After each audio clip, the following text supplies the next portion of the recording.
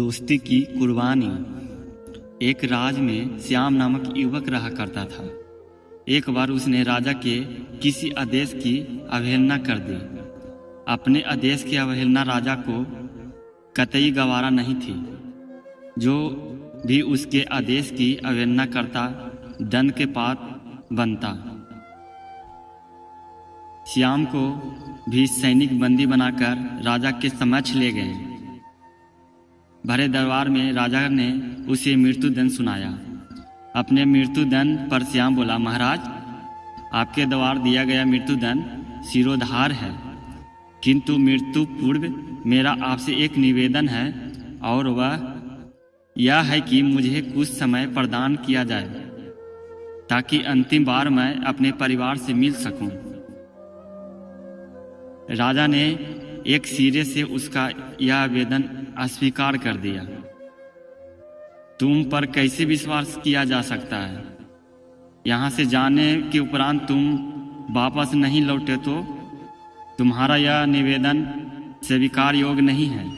राजा के ये कहते ही राजदरबार में उपस्थित प्रजा में से एक युवक सामने आया और बोला, महाराज, मेरा आपसे निवेदन है कि श्याम को उसके परिवार से मिलने जाने दिया जाए। उसके वापस आते तक मुझे बंदी बनाकर रख लिया जाए। यदि वह वापस ना आए तो उसके स्थान पर मृत्युदंड दे दिया जाए। युवक की बात सुनकर राजा आश्चर्यचकित रह गया। पहली बार ऐसा कोई व्यक्ति उसके सामने था जो किसी अन्य के लिए अपने प्राण देने का तत्पर था।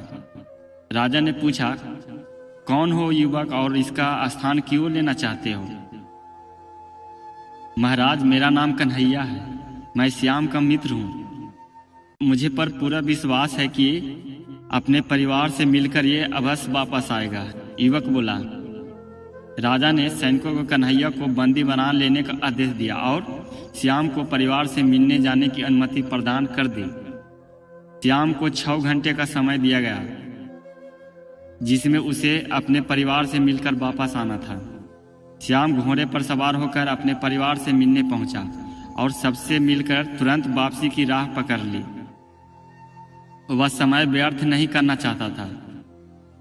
समय पर राजा के समक्ष न पहुंचने पर उसके मित्र के प्राण संकट में पड़ सकते थे।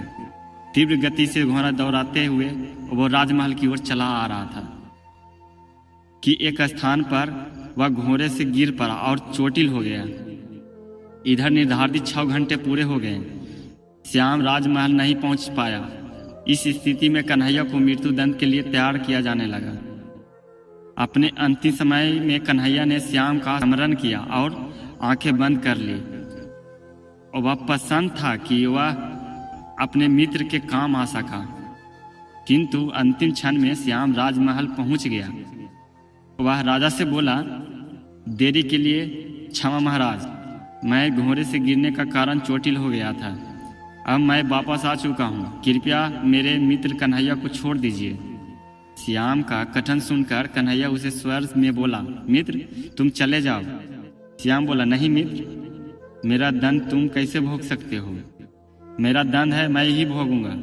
तुमने मेरे लिए जो किया उसके लिए मैं आभारी हूँ। राजा श्याम और कन्हैया की मित्रता देख बहुत प्रसन्न हुआ और बोला, ऐसी मित्रता मैंने आज तक नहीं देखी है।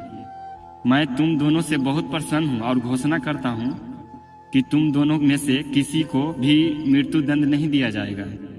मैं तुम दोनों को स्वतंत्र करता हूँ। दोस्तों, ये कहानी से हमें ये सीख मिलती है, सच्चा दोस्त वह होता है जो हर घड़ी आप पर विश्वास करता है और आपके साथ खड़ा रहता है। दोस्तों, अगर ये कहानी अच्छी लगी हो तो मेरे चैनल को सब्सक्राइब कर दे और कमेंट करना नहीं भूलिएगा।